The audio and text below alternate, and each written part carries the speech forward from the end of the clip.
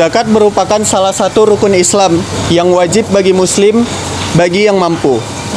Selain sebagai bentuk ibadah kepada Allah Subhanahu wa taala, zakat juga berfungsi untuk membantu perekonomian masyarakat dan juga dapat mengurangi kesenjangan sosial dalam masyarakat.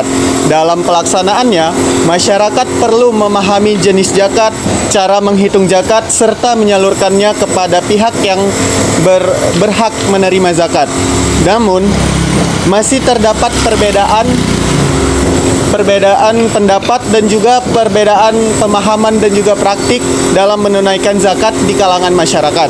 Oleh karena itu, penelitian ini kami buat agar kita dapat mengetahui cara praktik masyarakat dalam menunaikan zakat, mulai dari jenis zakat yang dikeluarkan, cara perhitungan, penyaluran, kendala yang dihadapi, serta manfaatnya bagi penerima zakat.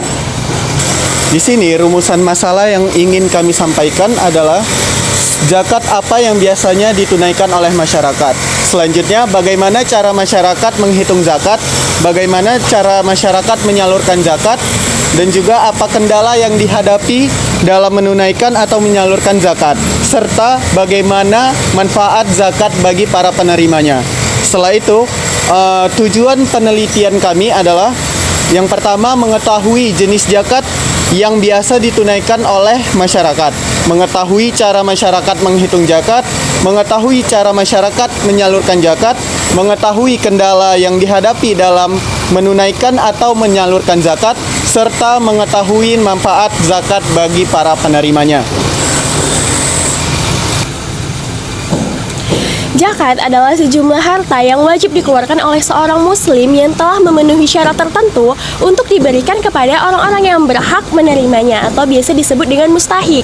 Nah, zakat ini dia itu berfungsi untuk membersihkan harta dan juga untuk membantu masyarakat yang membutuhkan. Dasar hukum zakat itu tuh ada di dalam Al-Quran. Dia ada di dalam surat At-Taubah ayat 103 yang bunyinya, ambillah zakat dari sebagian harta mereka. Dengan zakat itu, kamu membersihkan dan menyucikan harta mereka. Nah, jadi ayat itu tuh menunjukkan kalau misalnya zakat itu berfungsi sebagai sarana penyucian dan juga sebagai bentuk kepedulian kita terhadap sesama. Zakat itu ada dua jenis. Yang pertama ada zakat fitrah dan juga zakat mal.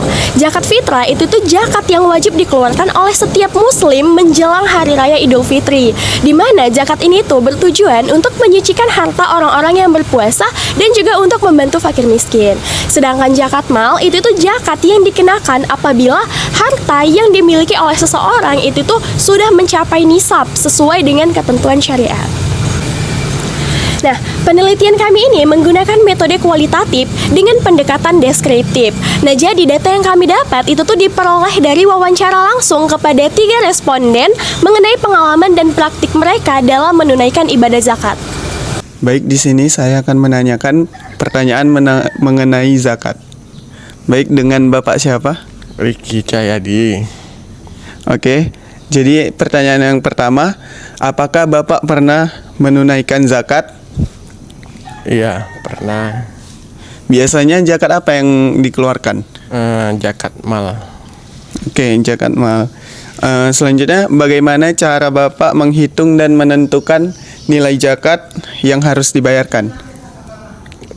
Biasanya 2,5% dari penghasilan saya bersih. Oke. Selanjutnya, Bapak menyalurkan zakat melalui siapa? Apakah dari lembaga atau langsung ke masyarakatnya? Biasanya secara langsung ke penerimanya. Kalau boleh tahu kenapa itu Pak secara langsung? Karena lebih mengena kegolongannya dan dari keluarga kita yang terdekat terlebih dahulu. Oke, baik. Selanjutnya, apakah ada kendala dalam menunaikan zakat secara langsung itu, Pak? Kendalanya paling waktu saja untuk mencari penerimanya. Itu saja. Oke, baik. Selanjutnya, menurut pengalaman Bapak, apakah zakat yang Bapak salurkan itu bermanfaat bagi penerima zakat itu sendiri? Sangat bermanfaat lah untuk menambah ekonomi mereka. Oke, itu aja Pak. Iya, itu saja. Oke, baik, terima kasih. Iya, sama-sama. Kalau boleh tahu, di sini saya dengan siapa nih? Saya dengan Ibu Anissa. Oke, saya akan menanyakan pertanyaan mengenai zakat. Oke, Yang pertama itu, apakah Ibu pernah menunaikan zakat? insya Allah pernah. Jika pernah, kira-kira yang zakat yang Ibu keluarkan itu zakat apa itu? Biasa saya keluarkan zakat fitrah dan zakat mal. Oke, bagaimana cara Ibu menentukan atau mengeluarkan zakat itu? Menentukan nilainya? Biasa dari pendapatan bersih itu 2,5% untuk zakat mal. Kalau zakat fitrah kan biasa sudah ditentukan ya 2,7 untuk beras. Oke, baik. Selanjutnya, Ibu mengeluarkan zakat itu melalui siapa? Apakah dari melalui lembaga atau terjun ke masyarakatnya langsung? Biasa untuk zakat fitrah dan zakat mal itu biasanya saya serahkan langsung. Itu untuk kepada keluarga ataupun tetangga-tetangga di sebelah rumah. Kira-kira kenapa itu, Bu? Kenapa nggak melalui lembaga gitu? Karena kita kan berhadapan langsung kepada mereka, setidaknya kita ingin membantu perekonomian mereka. Selanjutnya, kan Ibu ini menyalurkan zakat secara langsung nih kan. Kira-kira apa kendalanya, Bu? Kendala saat menunaikan zakat secara langsung.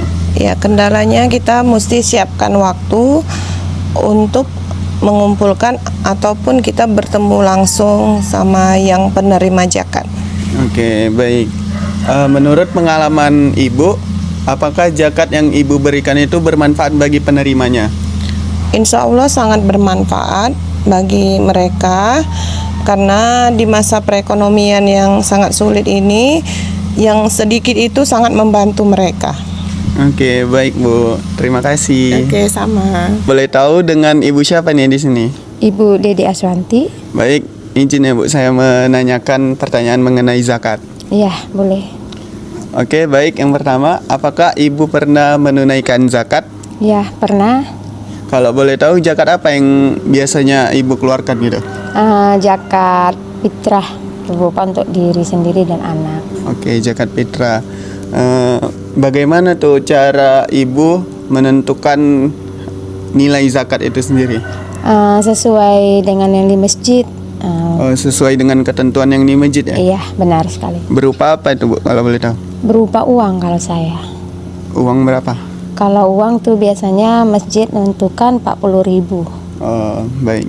Selanjutnya, melalui siapa Ibu menyalurkan zakat tadi? Melalui masjid.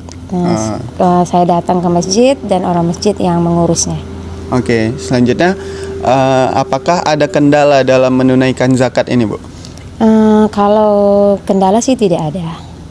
Tidak ada ya? Baik, pertanyaan terakhir.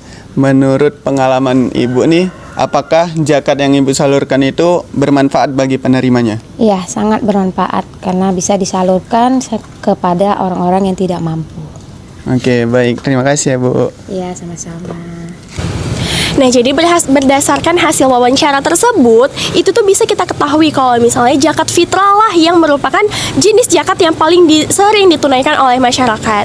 Dari 3 responden, 2 responden itu hanya menunaikan zakat fitrah, sedangkan 1 responden itu menunaikan zakat fitrah dan juga zakat mal. Dalam menentukan jumlah zakat, itu tuh responden menunaikan zakat mal itu tuh menghitung sebesar 2,5% dari keuntungan bersih yang diperoleh.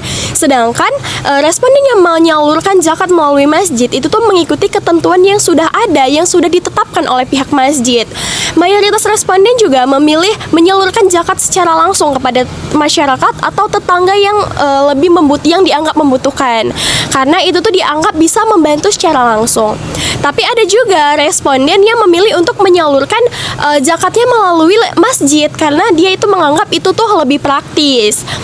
Untuk kendala yang dialami sama responden, umumnya itu tuh ada di penyaluran secara langsung, karena ada kesulitan untuk mengatur waktu dan juga menemui penerima zakatnya. Sedangkan penyaluran penyaluran zakat melalui masjid itu lebih mudah dan dianggap tidak menimbulkan kendala sama sekali. Jadi seluruh responden itu sepakat kalau misalnya ngasih zakat itu besar manfaatnya bagi penerimanya. Karena zakat itu membantu memenuhi kebutuhan hidup masyarakat yang kurang mampu dan bisa meringankan beban mereka. Berdasarkan penelitian kami, dapat disimpulkan bahwa zakat fitrah adalah zakat yang paling umum dikeluarkan oleh masyarakat. Perhitungan zakat dilakukan sesuai dengan ketentuan syariat atau mengikuti ketentuan yang telah ditetapkan oleh lembaga pengelola zakat. Penyaluran zakat dilakukan secara langsung atau melalui masjid. Kendala yang dihadapi umumnya berkaitan dengan proses penyerahan secara langsung. Selain itu, seluruh responden menyatakan bahwa zakat memberikan manfaat yang besar bagi penerimanya karena dapat membantu memenuhi kebutuhan dan meningkatkan kesejahteraan masyarakat yang membutuhkan.